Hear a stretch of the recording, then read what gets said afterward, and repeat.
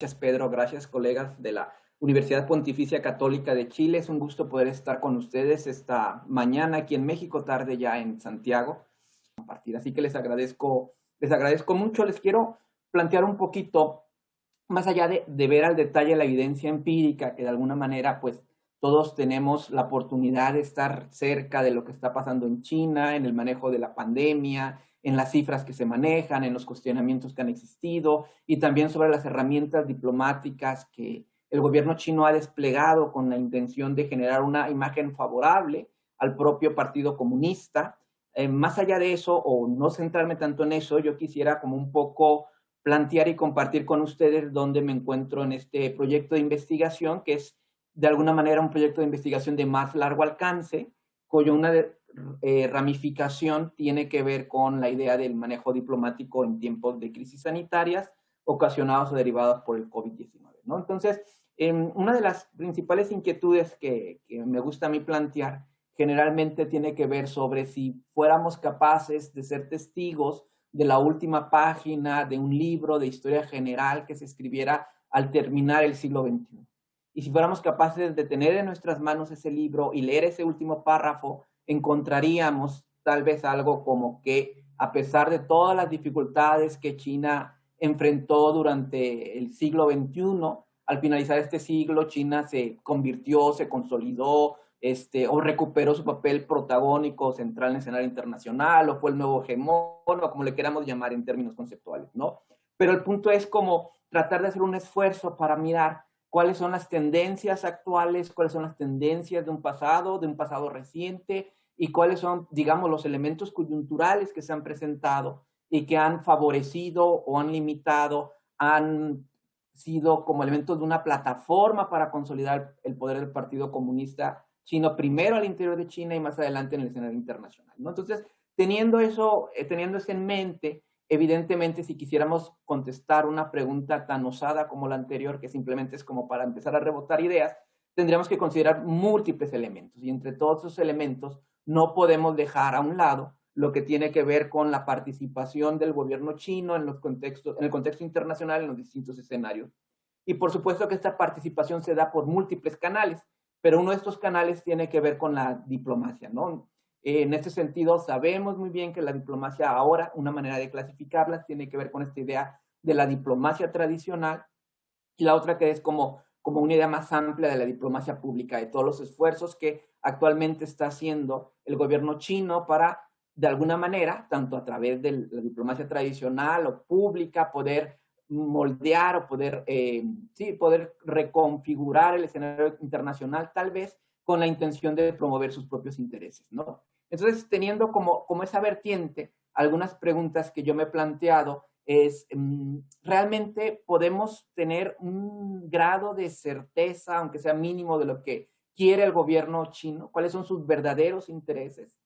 Y si fuera esto posible, ¿sería posible también, de alguna manera, poder expresar de qué manera el surgimiento del COVID-19 altera o consolida los intereses del gobierno chino en el contexto internacional? Y por último, ¿cómo la diplomacia promueve dichos intereses en tiempos pandémicos, ¿no? Entonces, para poder contestar esta pregunta o tratar de esbozar algunas respuestas a estas preguntas, yo parto de una inquietud que es la que más me ha interesado en los últimos meses, que es un proyecto de más largo alcance y es en el que estoy trabajando y el que sigo trabajando y que me falta mucho por seguir trabajando. Tiene que ver con esta idea de cómo se construye la legitimidad política en un gobierno que es autoritario, ¿no? Y entonces, lo que a mí me interesa mucho es plantear la idea de que la diplomacia como un elemento de política exterior, en el caso de China, necesita verse desde una perspectiva más amplia.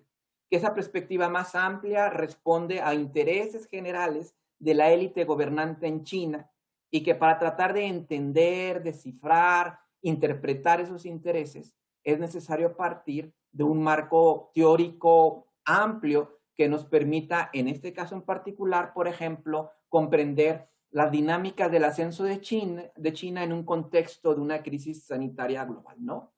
Y entre los enfoques que he estado explorando, en mi trayectoria como académico y que tal vez pudiera funcionar en este momento es el enfoque constructivista que ustedes conocen muy bien, que enfatiza la relación entre identidades, intereses y normas, pero me interesa mucho tratar de comprender si este enfoque pudiera ayudarnos a entender cómo la conformación y la consolidación de la identidad del Estado chino en el escenario internacional a partir de una lectura particular de la historia que enfatiza como un elemento de cohesión el nacionalismo chino, pudiera tal vez ayudarnos a entender cuáles son las expectativas del comportamiento en el escenario internacional y particularmente en este caso, como lo voy a abordar un poquito más adelante, ¿no?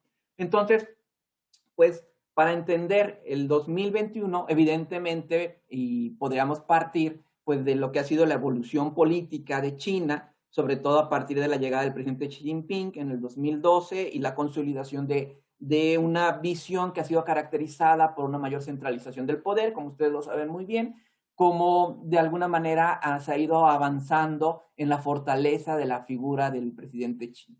Sin embargo, como también ustedes saben, tal vez esto sería mínimo con la intención de poder entender un panorama mucho más amplio que nos habla precisamente de la complejidad del mundo chino, que tiene que ver no solamente con una historia reciente del comunismo en China, que nos tiene que ver también con esta historia de larga duración, donde se pueden recuperar algunos elementos como esta visión sinocéntrica del mundo chino o como este otro supuesto de que en la manera en que se ha interpretado la historia dinástica de China se destaca hoy en día que la superioridad material en el mundo clásico chino fue consecuencia de una superioridad cultural o, en otras palabras, que debido a la superioridad cultural que se había desarrollado en la civilización clásica de China es que fue posible alcanzar después una superioridad material, ¿no? Y entonces, en ese contexto, con la intención de ir definiendo de mejor manera los conceptos que quiero utilizar, simplemente recordar que el texto, la idea de la larga marcha, pues tiene que ser interpretada o reinterpretada del contexto mismo del sistema político chino y de la historia contemporánea política de China, donde la larga marcha se convierte en el hito que permite sobrevivir a los comunistas durante la guerra civil y lo que más se lee hoy en día como, tal vez podríamos decir, como una parte de la doctrina del Partido Comunista en la conformación de los nuevos ciudadanos chinos, es esta idea de que por más difíciles que sean los sucesos o los proyectos que tiene que enfrentar el Partido Comunista, sí, como en la larga marcha, en esa visión muy romantizada, existe la decisión, la voluntad, la capacidad de liderazgo de la dirigencia, todos los obstáculos podrán ser superados. Aunque esto no niega que existe en ocasiones un largo precio por pagar, pero que ese precio vale la pena, ¿no? Entonces, en esa narrativa que se ha construido. Entonces, para entender la política exterior de China a través de la diplomacia en estos tiempos pandémicos, una propuesta es que podemos entender el comportamiento de esta élite burocrática y por lo tanto tratar de inferir sus intereses solo si miramos las singularidades del mundo chino y de su modelo político. En este sentido, particularmente, yo parto de una visión que sostiene que es imposible dejar a un lado los contextos históricos y culturales al momento de querer tener una interpretación de los fenómenos que ocurren en el sistema internacional, de las instituciones que se establecen, de los discursos que se generan, de las prácticas que los estados persiguen. Y en este sentido pienso que esto es particularmente importante en el caso de China, porque existe una serie de factores que tal vez no están presentes con la misma intensidad en otros estados al momento de definir su política exterior. Por ejemplo, todo lo que implica la complejidad de gobernar un país como China, con lo que es su extensión, con lo que es su diversidad geográfica, su diversidad étnica, con lo que es también el tamaño de su población, toda esa dimensión continental que China representa para poder ser administrado, ¿no? Y esta complejidad propia del mundo chino ahora tiene un segundo factor, es un factor externo que tiene que ver con el momento particular y que se está viviendo ya ahora en la nueva administración del presidente Biden, donde tal vez, o no, seguramente los medios para contener el avance de China, la estrategia por parte del gobierno estadounidense ha cambiado, pero no así el fin. Y pienso que probablemente en los próximos años tendremos por parte del gobierno estadounidense esa misma finalidad, aunque tal vez las estrategias vayan cambiando, ¿no? Entonces, el hecho de pensar en una larga marcha hacia el liderazgo mundial por parte de China es tal vez consecuencia de la búsqueda de legitimidad del Partido Comunista Chino. Y ese es como el punto central que a mí me gustaría destacar. El punto central que a mí me gustaría destacar es que si queremos mirar la política exterior de China, si queremos analizar la estrategia del gobierno chino en el escenario internacional y comprender las diferentes dinámicas que se presentan en la diplomacia, es necesario partir del hecho de que la principal preocupación del Partido Comunista es lograr, en primer lugar, la legitimidad al interior de la propia China. En otras palabras, mi propuesta parte del supuesto de que solamente si miramos cómo China mezcla propaganda, mezcla represión, mezcla de alguna manera la formación de un sentimiento de prestigio al interior de la propia sociedad china, si miramos esto, es posible entender que lo que pudiera parecer un poco ilógico en el escenario internacional de cómo se comporta China es debido justamente a estas condicionantes internas.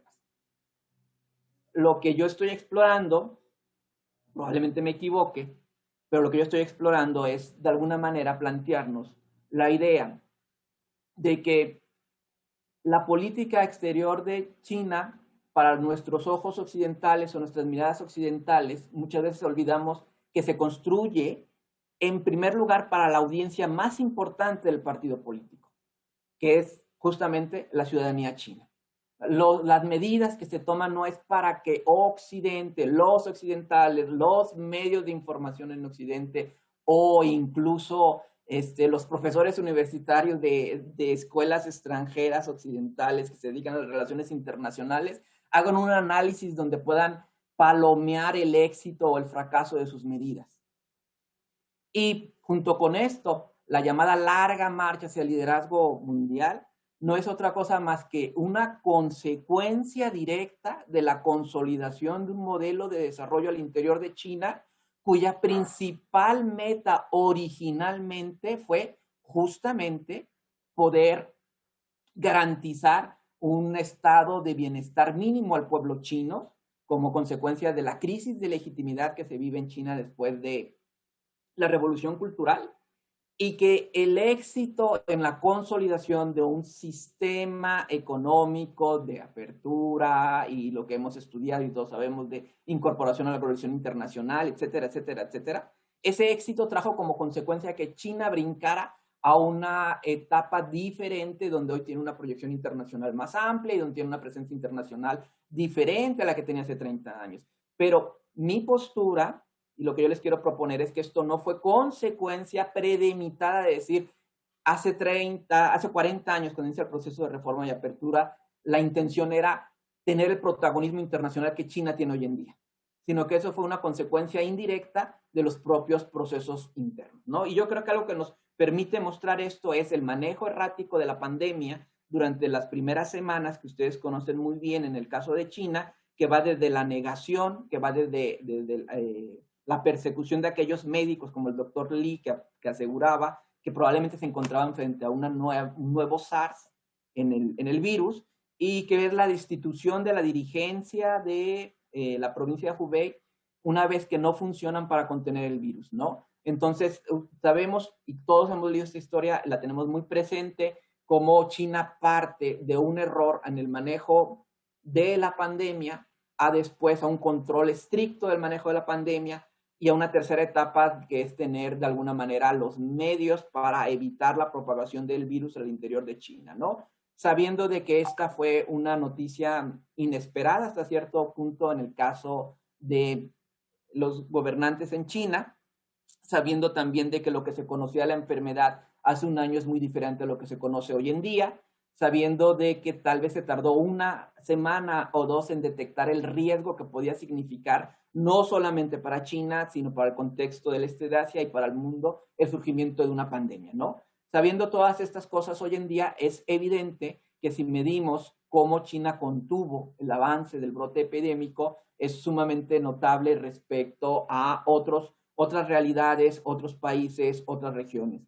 Sin negar con esto, por supuesto, de que exigió por parte del gobierno chino utilizar medidas muy duras para poder contener el virus, ¿no? Pero si vemos las estadísticas de la semana pasada, donde en las gráficas por parte de la Organización Mundial de la Salud nos muestran semanalmente el número de contagios y el número de personas fallecidas, teniendo esa semana atípica de agosto, donde el gobierno chino reporta todos los casos que no han sido clasificados de esa manera, y por más que podamos decir que las cifras chinas en fallecidos están manipuladas, pues evidentemente el número que nos da, por más bajo que sea el número real, pues es muy bajo en comparación con otras realidades, ¿no? Y cuando vemos, por ejemplo, los diferentes índices que se han hecho, como este índice de resiliencia por parte de Bloomberg, donde se señala el lugar que ocupa China, tanto en el manejo de la epidemia, como en la siguiente gráfica que ustedes van a ver más adelante, que tiene que ver sobre los mejores lugares para vivir de acuerdo a las condiciones externas, más allá de la propia manejo sanitario de la crisis, pues nos damos cuenta que China ocupa los primeros lugares, ¿no? De hecho, está en el lugar número 5. Y entonces, viendo esto, sabemos que el gobierno chino fue acusado de la irresponsabilidad en el manejo de la pandemia, fue acusado de que no respeta los derechos humanos al momento de contener la pandemia, tanto para la libre circulación de las personas como la censura de la información. También sabemos que hay acusaciones sobre la lentitud para responder o la mala fe de compartir los datos o de compartir datos incompletos o de presionar a las autoridades de la OMS para que en los primeros semanas de la crisis sanitaria presentaran una imagen más favorable de China. También sabemos esta idea de que China no es totalmente transparente hoy en las investigaciones que se están dando lugar con la intención de conocer el origen del virus. En fin, y también esta otra idea de que China busca ahora ventajas geopolíticas una vez que ha logrado contener el virus y con toda esta diplomacia, ¿no? Cuando vemos, por ejemplo, este reporte que se elaboró en noviembre del año pasado de este Centro de Investigación de los Estados Unidos sobre cuál es la percepción de China en general en las economías desarrolladas, pues nos damos cuenta que todos los países, pues hay un deterioro de la imagen desde el año 2000, ¿no? Que 2002, que va a la par de que cuando China, por diferentes momentos y en diferentes contextos, empieza a tener una mayor presencia, pues la imagen negativa va creciendo, ¿no? Por ejemplo, el caso de Japón es sumamente significativo, donde ahora el 86% de los japoneses perciben de manera negativa el ascenso de China en comparación de el 42% que lo hacía al inicio de este siglo, ¿no? Y entonces, pues en estas mismas preguntas, cuando se les hace la pregunta que fue además una muestra telefónica y que podemos dudar un poquito de qué tan confiable es, lo que sí salta a la vista es la idea de decir que China ha manejado mal la pandemia, solamente Estados Unidos lo hizo peor, pero en comparación con sus propios países, pues el ejemplo chino no es muy bueno, ¿no? Y entonces, cuando vemos como el porcentaje de las personas que sienten confianza respecto a las decisiones del presidente Xi en los asuntos internacionales, pues también sabemos que la figura va hacia el alza con esta intención negativa, ¿no? Entonces, ¿qué es lo que tenemos? Lo que tenemos probablemente como para no solamente contar la historia, sino como evidencia empírica que pueda servir un poco para apuntalar ciertos argumentos o desechar otros, lo que tenemos evidentemente es un mal manejo de una crisis sanitaria por un gobierno local en China. Después tenemos un control durísimo por parte de las autoridades que combinó no solamente medidas concretas como traer médicos, construir hospitales, cerrar completamente las ciudades, limitar el acceso a información en las fuentes de Internet aún más de lo que ya está en China, generar un sentimiento de unidad nacional, etcétera, etcétera, etcétera.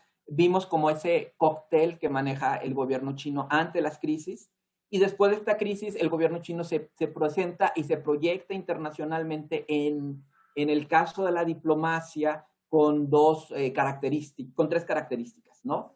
Internacionalmente, primero proyecta, sobre todo a partir de los digamos, de los diplomáticos más jóvenes, una actitud mucho más agresiva de lo que tradicionalmente había sido China, ¿no? Recordando en aquella época cuando China se abre al mundo y en esa doctrina de política exterior de Deng Xiaoping de los 24 caracteres señalaba él que lo que tenía que hacer el gobierno chino era ocultar sus verdaderas intenciones, ser humilde de alguna manera, no proyectar una imagen muy ruidosa en el escenario internacional.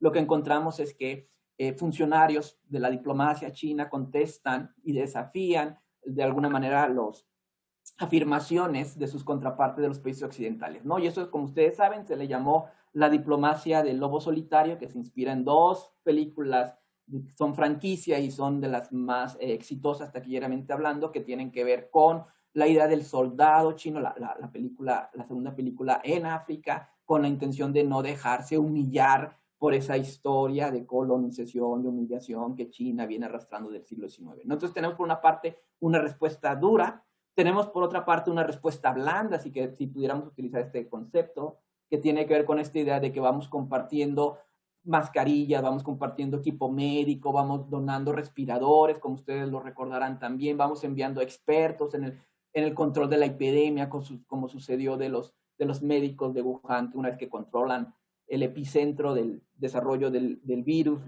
van a Italia, por ejemplo, a una serie de conferencias. Entonces fue esta otra idea, ¿no? Por una parte está la parte de no podemos permitir que sigan de alguna manera realizando afirmaciones falsas sobre el comportamiento del gobierno y tenemos que responder agresivamente. Por otra parte está la parte blanda de distribuir equipo médico cuando más se necesita, ¿no?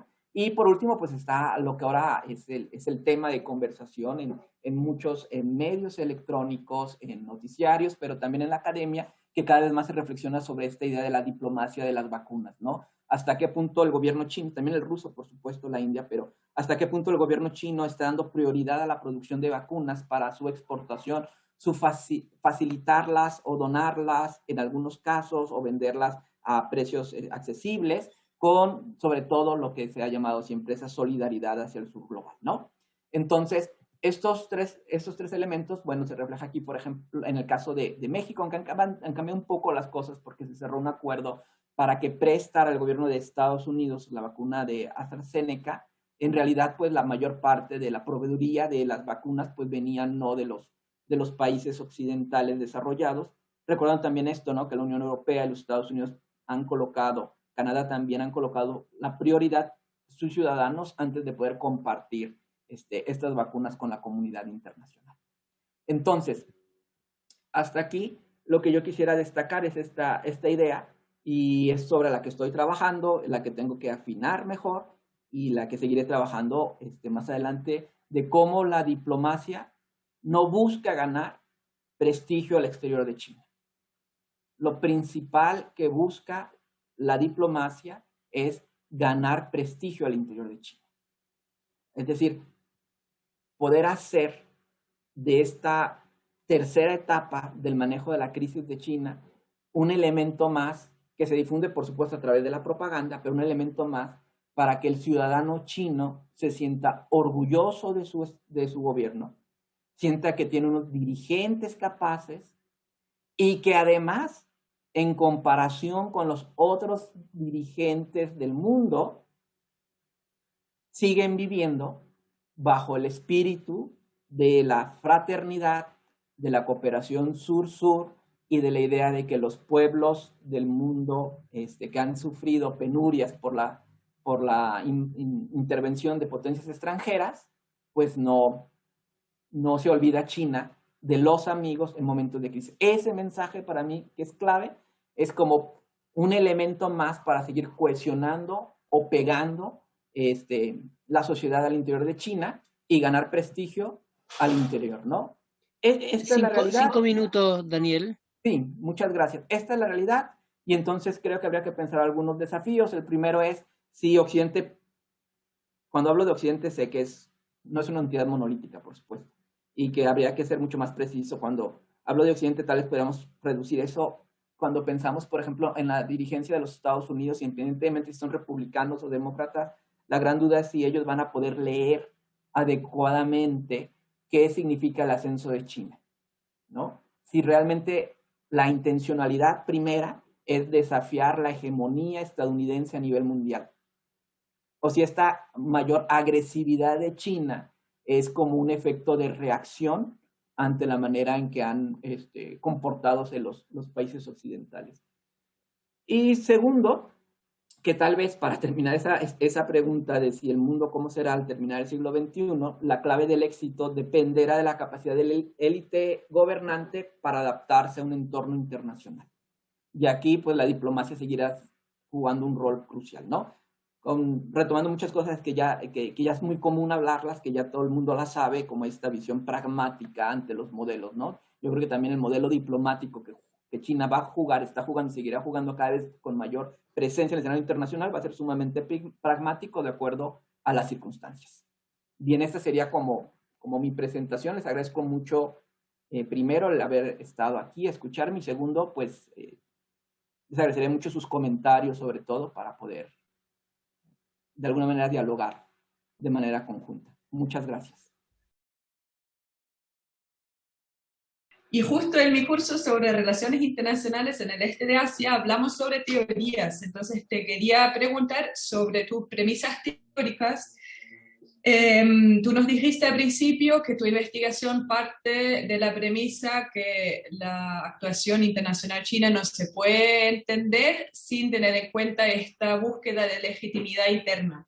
Y te quería preguntar si eso es, o sea, tú partirías de la misma premisa estudiando México o Bangladesh, o hay algo particular sobre China o el régimen chino que hace que tú dices aquí esta cuestión de legitimidad interna hace que sea el factor más importante, o es algo que tú consideras en general la política exterior hay que explicarse partiendo de estas consideraciones domésticas, que por cierto es bastante provocador, ¿no? Considerando lo que las teorías de relaciones internacionales generalmente postulan. Uh-huh. Bueno, gracias, Nicole. Agradezco mucho la pregunta y veo el grado de confianza para hacer esa pregunta, porque esa pregunta ya tiene que ver mucho con los paradigmas o supuestos que cada investigador tiene al momento de abordar su objeto de estudio, ¿no? Y de construir al final de cuentas sentido y significado a la realidad que le rodea. En ese sentido, yo confieso abiertamente aquí, públicamente confieso de que soy mucho más partidario de los enfoques pospositivistas. He explorado un poco postestructuralismo, me he ido por esa línea, he trabajado, por ejemplo, un artículo que se publicó ahora en verano en una revista sobre la narrativa china para ganar la batalla propagandística, ¿no? Lo hago desde un punto de vista de las narraciones de Foucault, de establecer regímenes de verdad. Y yo sí considero que los enfoques que apuestan por una visión del escenario internacional universal y un tanto ahistórico, pues son ya enfoques limitados y que además todo este tipo de enfoques pues traen nuestros prejuicios y nuestras propias maneras o visiones que no son ajenas a nuestras circunstancias. Entonces sí soy un convencido de que si queremos entender la política exterior de cualquier estado en sus diferentes modalidades, es importante transitar, caminar o explorar enfoques más reflexionistas. De hecho, yo en la presentación, así muy brevemente, hablaba que tal vez el constructivismo puede ser una pista, pero recordando y reconociendo que en el constructivismo pues no es un solo tipo, ¿no? Sería más bien como los constructivistas críticos, desde mi punto de vista, aquellos que han centrado la importancia en el lenguaje, por ejemplo, cómo se puede ir encontrando algunos elementos que nos permitan reconocer la actuación de China y de cualquier otro estado en el contexto internacional. Ahora, también me hace mucho ruido, la verdad, un punto que es la idea de la construcción de identidades, porque al final de cuentas, a pesar de que se habla de múltiples identidades de acuerdo a las circunstancias, pues cuando les cargamos un poquito más, pues las identidades también son más que una narración, tal vez no son como un objeto que podamos anclarnos en él para tratar de hacer el análisis, ¿no? Entonces, para completar y para no extenderme más, decirte que estoy trabajando en esos temas y lo único que encuentro es mayor confusión de lo que tenía originalmente, y yo creo que ese es un buen paso, ¿no? De estar confundido, porque cuando uno ya tiene como las respuestas absolutas desde una teoría y desde un marco previo y todo, tal vez nos podemos cegar de manera previa, queriendo ver en la realidad nuestros preceptos previos. Y ahí es donde me encuentro ahorita en una estado de confusión, pero creo que de algo puede salir positivo de eso. Muchas gracias, Daniel, además de compartir tus intuiciones en torno al marco teórico para abordar estos problemas, deja abierto ahí el buscar nuevas perspectivas también. Hay otra mano levantada, José Molina, si se puede identificar un poco mejor, que es estudiante o profesional, y luego antes de responder a José, Daniel, escuchamos a Francisco Urdines, juntamos dos preguntas ahí. Perfecto. Daniel, José, usted parte. ¿Me escucho bien? Sí, muy bien. Ya. Bueno, soy alumno de pregrado, estoy en el ramo de la profesora que dijo de Relaciones Internacionales del Este Asiático. Mi pregunta va un poquito desde la ignorancia, porque recién estoy metiéndome en estos temas, pero me quedó muy como girando en la cabeza cuando habló sobre que China en este momento estaba buscando también como subir su prestigio como internamente, y mi pregunta iba enfocada más que nada a cómo podría afectar cómo el gobierno chino ha hecho actos como por ejemplo lo de Hong Kong o cómo han afectado las relaciones internacionales que tiene con Taiwán como su política interna y cómo lo ve, la población ve también esas acciones. Sí, ok, escuchamos la de Francisco, muchas gracias y ahorita respondo. Hola Daniel, Hola. ¿se escucha? Mi consulta o mi duda, mi pregunta más bien es que nos cuentes un poco cómo se vive todo esto en México. Es decir, qué nivel si ha habido instancias de este sentimiento anti-China en México y cómo el gobierno se para ante la necesidad de comprar vacunas, sobre todo pensando en lo cerca que está de Estados Unidos y que Estados Unidos en algún momento irá a donar algunas vacunas, ha dicho. ¿Cómo está la relación con China en este sentido? Ok. Muchas gracias por las dos preguntas muy interesantes. La primera de ellas que tiene que ver sobre la situación en Hong Kong y otros, no solamente Hong Kong, sino la relación tal vez con Taiwán, la situación con los musulmanes del oeste de China, tiene que ver con esta idea fundamental para mí que es el ciudadano chino. En mi poca experiencia que he tenido en las oportunidades que he platicado con colegas chinos y con personas en China, pues vive en evidentemente vive en un contexto donde la posibilidad de confrontar información de diferentes fuentes no es tan obvia como puede suceder en nosotros en Occidente, ¿no? Entonces, a lo largo de la historia del gobierno del Partido Comunista, el gobierno mismo ha sido muy hábil como para ir tejiendo una red de ir construyendo verdades. Y esas verdades se pueden absolutizar al interior de China. Y ahora más que nunca con el manejo de las nuevas tecnologías, no solamente la censura en Internet o la censura tradicional en los medios escritos o los noticiarios de radio y televisión, sino también por el hecho de ir creando un sentimiento de pertenencia común, de una visión particular de la historia, una visión particular del pueblo chino, una visión particular de la propia dirigente del partido. Por ejemplo, ahora ustedes saben muy bien también que el año pasado, en noviembre, si mal no recuerdo, el presidente de China decretó el fin de la pobreza extrema en China. Cuando hablábamos de que en 1978, al inicio del programa de reforma y apertura económica, había alrededor de 880 millones de pobres en China.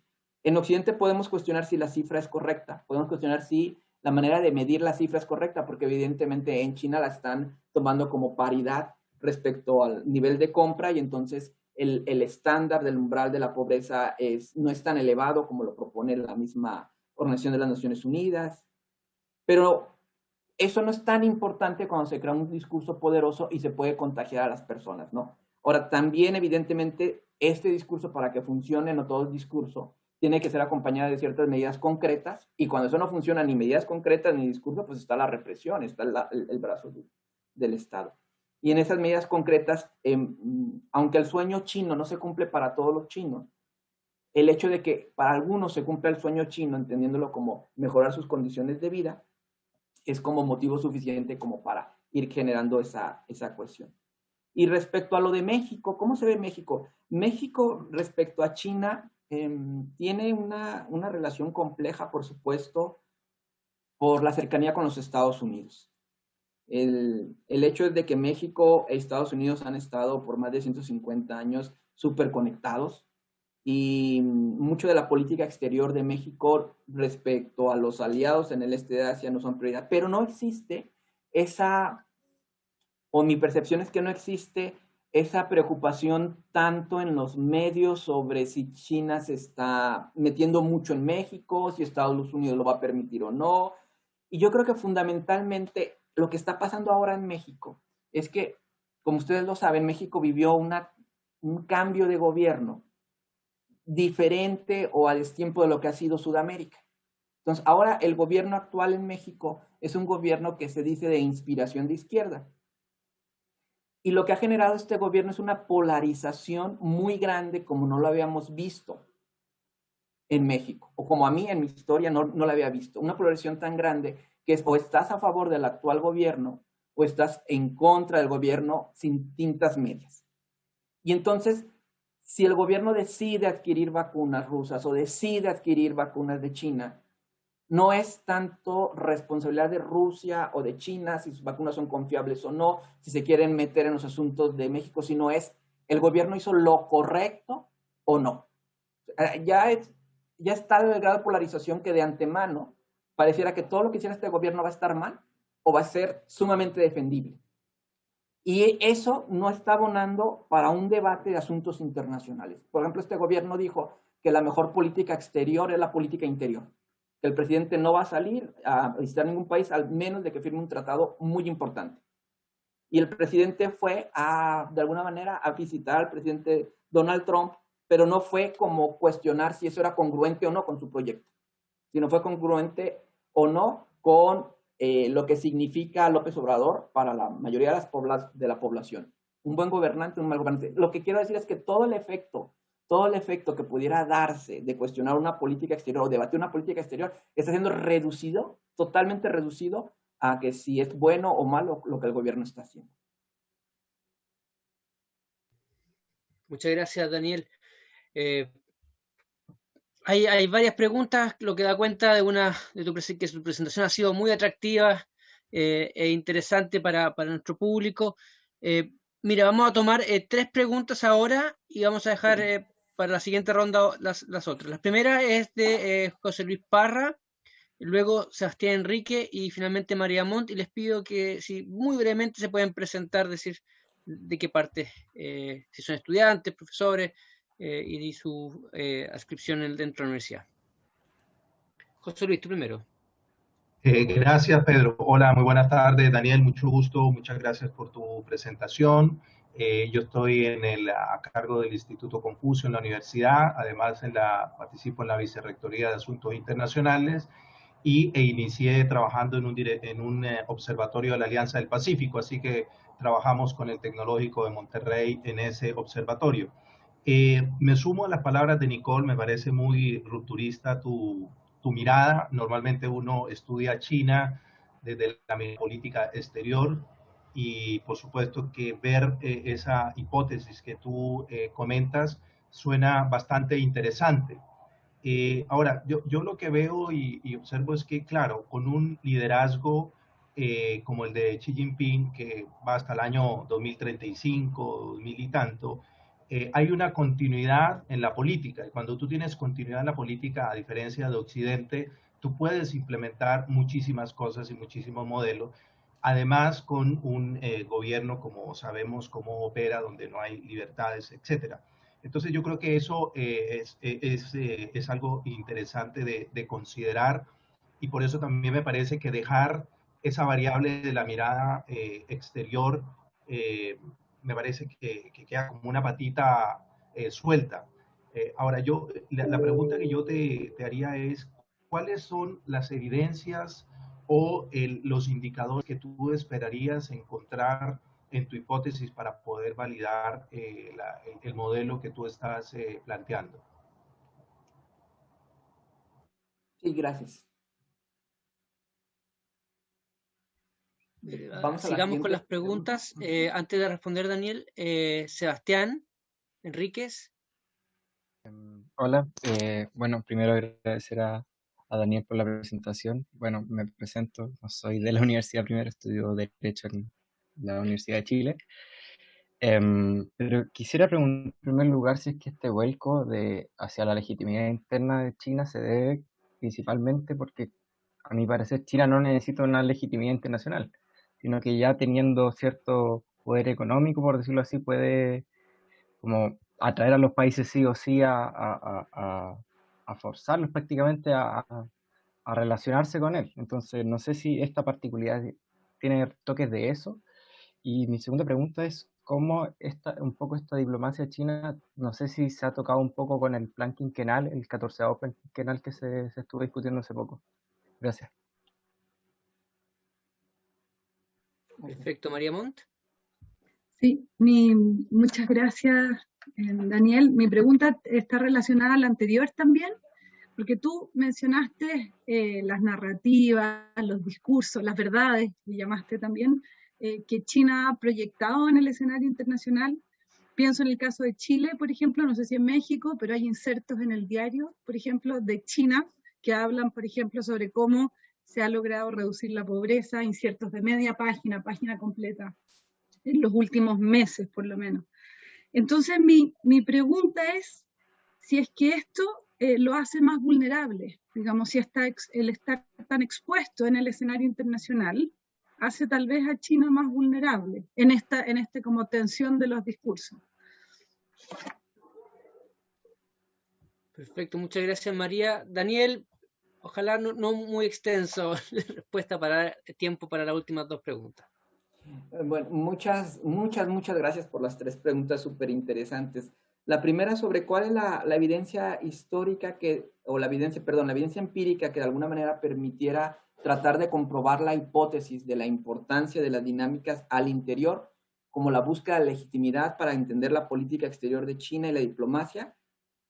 Esta pregunta se responde a partir del modelo que se quiera asumir para tratar de responder. En mi caso, evidentemente, al hablar sobre discursos de legitimidad, lo que se tendría que hacer para poder fortalecer esta hipótesis es, por una parte, reconocer cuáles son los discursos más importantes que existen por parte del gobierno chino respecto a de qué manera actúa en el escenario internacional, qué es lo que persigue, cómo estos discursos están dirigidos a un segmento en particular.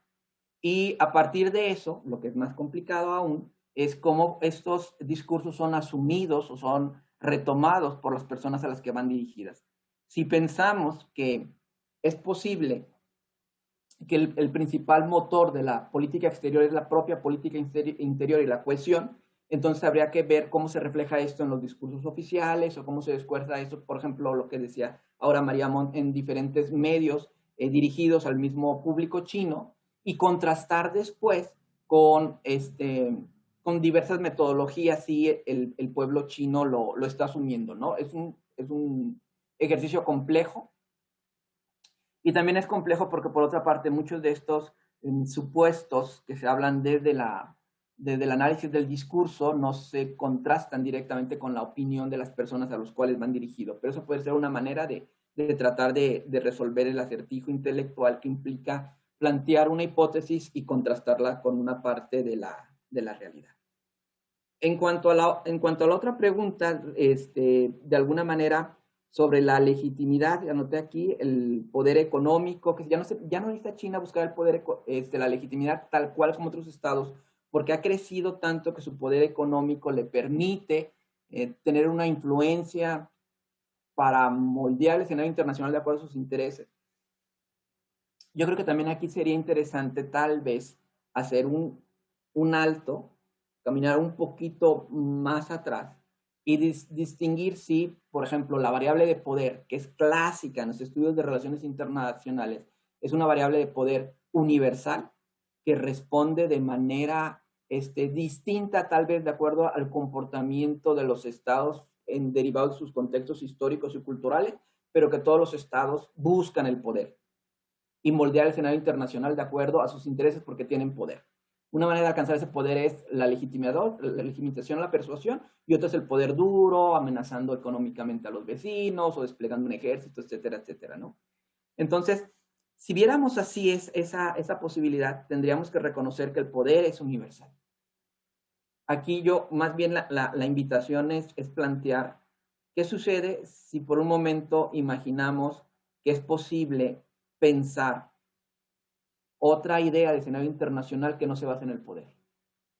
Lo que yo quiero plantear es probable, es una pregunta, es probable que estamos tan acostumbrados a hablar del poder que lo queremos ver en todos lados y relacionamos directamente poder económico con moldear el escenario internacional. Yo aquí sugeriría más bien ver que las condiciones por las cuales hoy en día China tiene un mayor poder económico en el escenario internacional fueron el resultado directo de no buscar ese poder económico, sino fueron el resultado directo de solucionar una crisis de legitimidad del Partido Comunista después de la Revolución Cultural. Y ese éxito derivó ahora en este poder económico. Y ahora, la manera en que se puede emplear o no ese poder económico, más allá de lo que discutamos de qué tan válido es o no, responderá tal vez a los intereses de la propia China. Ustedes han analizado mucho el tema del proyecto de la nueva ruta de la seda. ¿Es la nueva ruta de la seda en realidad la intención de China de volcarse al exterior para tener mayor presencia?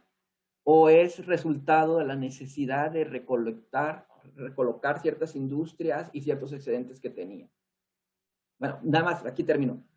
También no soy partidario de que las explicaciones son absolutas, ¿no? O sea, siempre lo que hacemos privilegiamos una parte de la explicación, pero la explicación es mucho más compleja del ejercicio mental que hacemos por tratar de darle coherencia a lo que vemos, ¿no? Y por último, esta otra idea de si China lo hace más vulnerable. Muchas gracias, María, por la pregunta. No lo sé.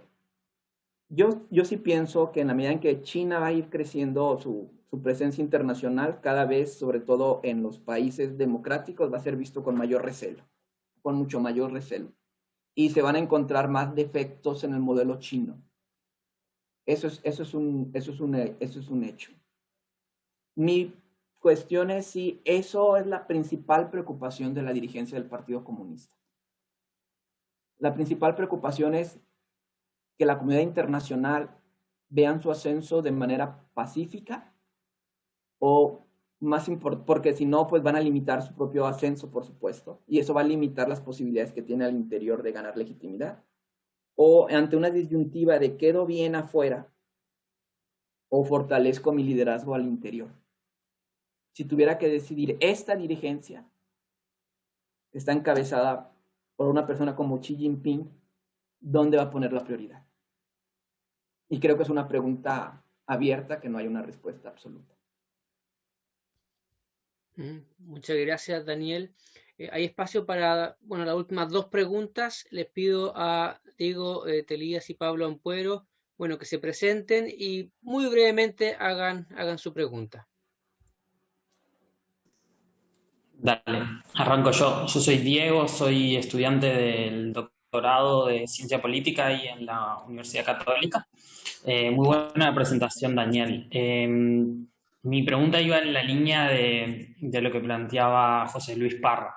Y ahora que mencionaba lo del Belt and Road, esta hipótesis de poner la legitimidad hacia adentro me parece que aplica bastante mejor al Belt and Road que a la cuestión del COVID. Entonces mi pregunta iba en esa línea, así como ¿hasta qué punto consideras que las donaciones en este contexto de COVID se pueden entender mejor mirando la búsqueda de legitimidad hacia adentro y no hacia afuera? ¿A qué segmentos se estaría apuntando China internamente con esto de las donaciones? Y si has podido ver algo de cómo ha reaccionado la población china incluso hacia estas donaciones hacia el exterior. Gracias. Hola, ¿me escuchan, sí? Sí. Ok, mi nombre es Pablo Ampuero, yo soy historiador y antropólogo y ahora estoy en el instituto, trabajo como investigador doctoral en el Instituto Max Planck antropología social en Alemania. Estoy en Alemania, así que... bueno, la presentación ha sido sumamente provocadora, especialmente porque pone en tensión muchos puntos que, desde el punto de vista de la historiografía, hemos asumido como ya consenso. En particular, este rol que define este proyecto de liderazgo internacional, lo que te llama esta larga marcha, durante el proceso de reforma y apertura, de ser un epifenómeno de la reforma económica, como un proceso de legitimación interna y no una búsqueda de liderazgo internacional directamente. Frente a esta propuesta que tienes, yo veo algunas tensiones y creo que hay algunos problemas que se pueden definir. Dos tensiones en particular. Primero, de que me resulta difícil convencerme de que la propuesta de liderazgo internacional sea conectada directamente a la legitimidad interna, precisamente porque el lenguaje que se utiliza es completamente distinto. El lenguaje político, no tan solo escrito, ¿no? Pero el lenguaje político que se utiliza para el mundo de afuera es mucho más suave que el que se usa en la forma política interna. Hay una serie de mecanismos, de aparatos discursivos que se utilizan hacia afuera, pero no hacia adentro, y hacia adentro donde hay una mayor importancia del discurso político, incluso marxista, socialista, especialmente en la época de Xi Jinping, pero también antes, y de la historia, etc. Por ejemplo, dentro de China no es tan importante el tema de los 100 años de humillación, mientras que para afuera sí es un tema importante. Entonces, esa es la primera tensión que veo del idioma y de qué manera esto se puede resolver en tu propuesta. Y segundo, el impacto de ese discurso. Como antropólogo, mi tarea es hablar con las personas y tratar de reconstruir sus propias concepciones del mundo. Y lo que estamos viendo hoy en día es que hay mucha evidencia etnográfica, no solo la mía, sino la de muchas otras personas, donde vemos que si bien hay un esfuerzo propagandístico mucho más fuerte del Estado, del gobierno, también hay nuevas formas de lo que podríamos decir herramientas de resistencia o herramientas de los desposeídos, en el lenguaje de James Scott, que pueden articularse incluso sin tener una forma discursiva. Tengo una publicación que va a salir pronto sobre los Sanghe Gods, los dioses de Sanghe, que son trabajadores migrantes que deciden no trabajar y vivir en la pobreza, etc. En la ciudad de Shenzhen, donde yo hago mi trabajo de campo. Entonces, este es un grupo de personas donde no existe un discurso sobre ellos, donde ellos no tienen un discurso, pero son sumamente críticos del Estado, etc. De hecho, una de las formas de criticar al Estado y como no ser pro-chino dentro de China es referirse al país con otro nombre. De esto conversé en el primer episodio de mi podcast, que lo pueden escuchar, voy a dar el link después. Utilizan la palabra China, que es la palabra japonesa que se usaba en el tiempo imperial para referirse a China. Entonces, hay cuestiones que son como bastante pequeñas, que son sutilezas que nos permiten reconstruir esta otra parte de la historia que necesitamos para entender el asunto de la legitimidad interna. Entonces, ¿cuáles son los problemas que puedo ver o los desafíos que podemos tomar? En primer lugar, es que este asunto de la diplomacia y el liderazgo internacional, en lugar de ser un epifenómeno, es más bien una reacción activa a la necesidad de controlar la narrativa internacional sobre China.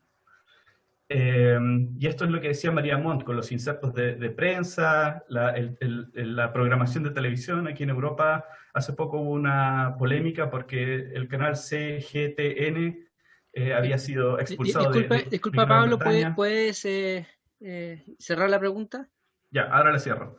Entonces, está este asunto de que este liderazgo internacional entonces es más bien una cuestión reactiva a lo que está sucediendo en el mundo, a la dominación de Estados Unidos y de Europa, y por otra parte, el concepto de liderazgo.